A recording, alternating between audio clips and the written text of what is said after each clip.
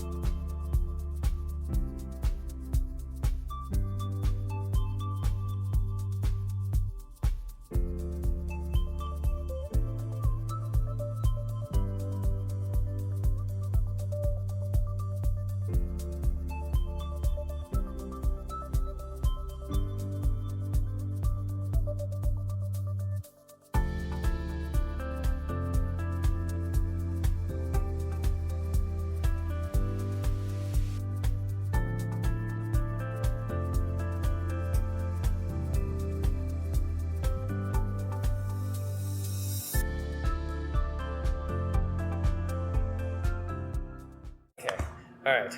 Done? Done. Done. Okay. Got them in sight? Okay, and we're back. Well, that only took about 5 minutes, I'd say, plus or minus 45 minutes or so. So here we go. So we're done. We both came up with very different robots using all the parts that we talked about. We've got servos, we've got cardboard, breadboards, and the photoresistors.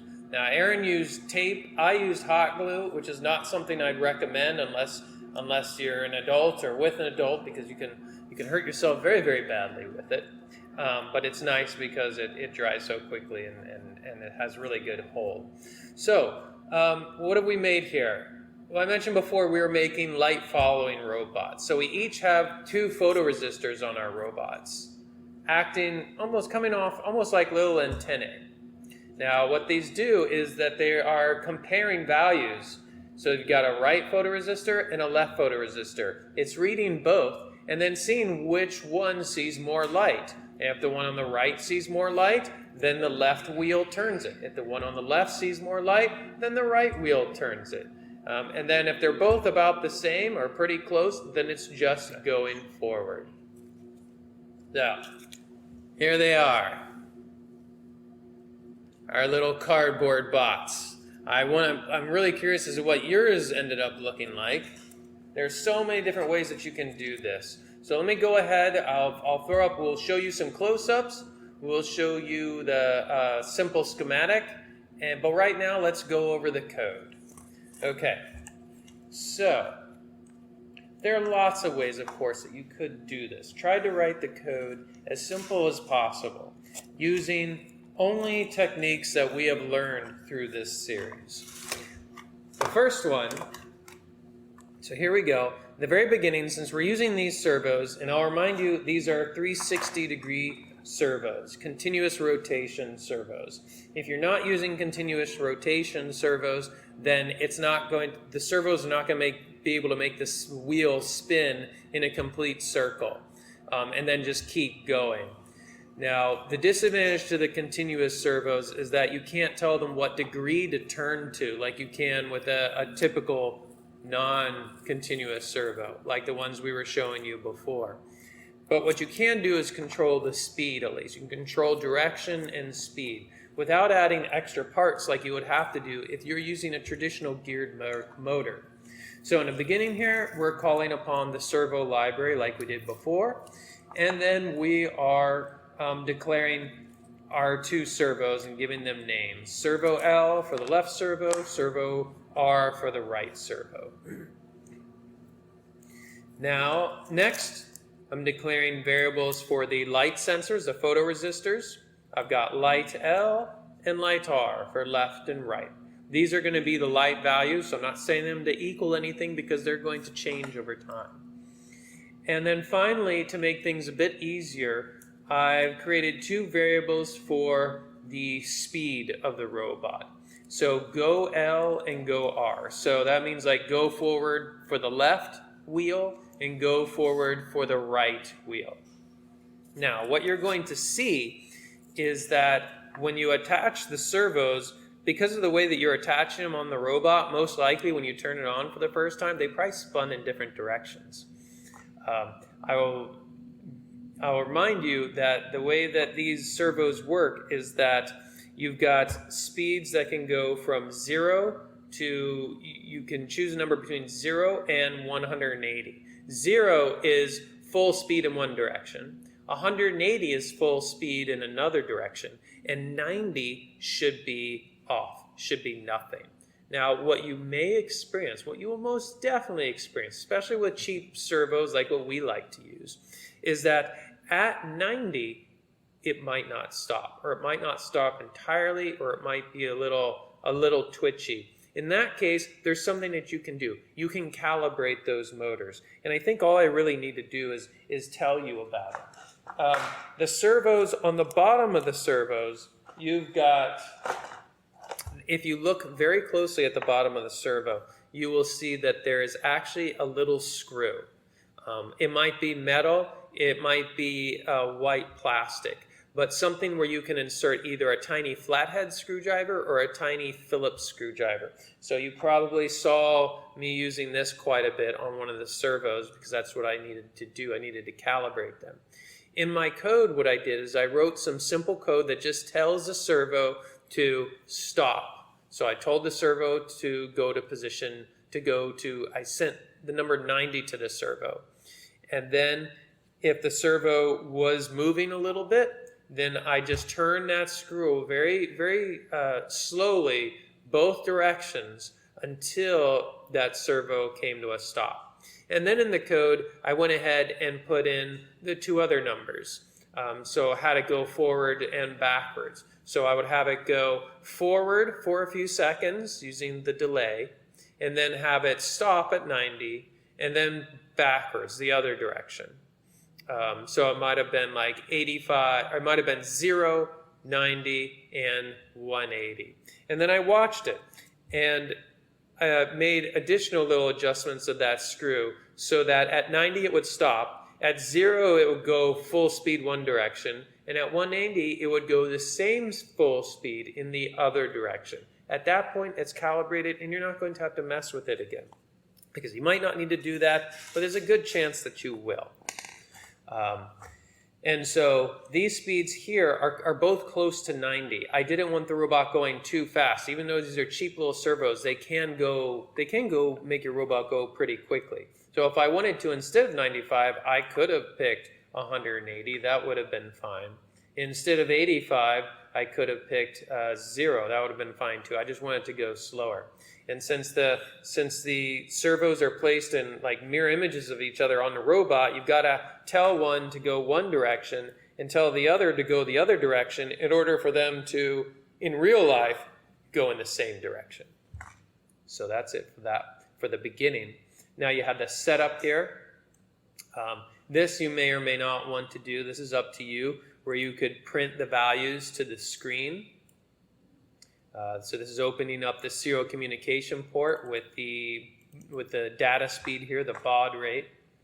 And then these last two parts of the set, these last two lines are obviously for the servos, telling the Arduino where you've attached the left servo. I attached it to pin 9. Where you attach the right servo, I attached it to pin 8. It could be any of the digital pins. It can be one of the PWM pins, or it doesn't have to be. And now the loop. So the loop, the very first thing I'm doing is taking readings from the sensors, from the photoresistors. So I made those two variables earlier, light L and light R. So light L is taking a reading from, in my case, A3. That's what I've hooked it up to on the robot. And light R, I'm hooking up to A2 on the robot. You could pick something different, but it's A3 and A2 because they're the analog ports. That's important. So those are the only ports that can listen to various amounts of electricity and pulses and things like that. Okay, and then I'm printing out the values of those coming from those variables from the photoresistors. That's up to you whether you want to do that or not. Here's an example of the calibration code that I was talking about that you could put into another sketch if you want to, and then save as like a calibration sketch. That's up to you. So I've got, in the beginning here, I've got the servos both in their stop position. They should be stopped. And then I'm telling them to both go, and then I'm pausing for 4 seconds. A nice long pause is important, so that has enough time to actually get from one position to another. And then I'm telling it to go forward at what is the full speed that I want it to go, that I put up here earlier. And then pausing again. So stop, pause, go, pause. And if you have that in a separate sketch, then it's just going to do that over and over, so you have plenty of time to really calibrate it really well using a little screwdriver. All right, so let me comment that out. One quick way to comment out a bunch of lines like this, instead of typing out those slashes on every line, is to highlight them all and press Control and then slash. What is that? The forward slash? Do you want the question mark? Yeah. I always get them confused. / /. So that's the slash, that's the same key as the question mark. So hold down the control button, press that / button, and then as you can see, it does that. It comments them all. If I want to uncomment them all, I can do the same thing. You can go back and forth. Isn't that fun? Super fun. All right, so now we have the brain here. Now we have the if-else loop. Okay, so like I told you, what I'm having this robot do is compare readings from the two photoresistors to see which one is seeing more light. All right, so here's how I do that. I'm using an if statement. Remember, this is a test. So I'm asking it a question, and if it passes it, it'll move on to the next line. If it doesn't pass, it's going to skip a few lines to the else section. So here's my test. I am simply subtracting one of the values from the other. Now, because it may end up being a negative value, and that could make things complicated or not work well, what I also have in front of that is ABS. So this is a built-in function in the Arduino language that's short for absolute. So what that's going to do is it's going to take whatever this value is, and if it ends up being negative, it's going to take out that negative. So it's going to make it positive. So this way, if I'm subtracting one of the photoresistor values from the other photoresistor value and then removing any negatives, what I'm getting is the difference between the two. And if the difference between the two is, in my case, greater than 60, then I want it to do something. I want it to turn in some direction. In this way, I'm giving it a range. I want it to go forward when the light values aren't very different. I only want it to turn when the light values are a good bit different from one little antennae to the other. So when I was experimenting, the number 60 worked well for that. It might be different from you. You might want to play with that value. I'm sure that you will. All right. And so let's move on. So in this case, it's asking if they're much more different, if the difference is greater than 60. If it is, then in an if statement, it moves down to the very next line. In the very next line, I have another statement, which is I want to find out now, I know that the difference is great enough. Well, which one is greater? Which one is seeing more light? So that's what this first line does. It looks to see if, and I just randomly picked the right one, if the light R value is greater than, if the light R value is greater than light L. So if it passes that test and that ends up being true, then it's going to move on to the next line. And the next line or lines within this nested if statement, if you have one if statement, then another one inside of it, that's called a nested one. What these say is, these tell them what to do, to turn.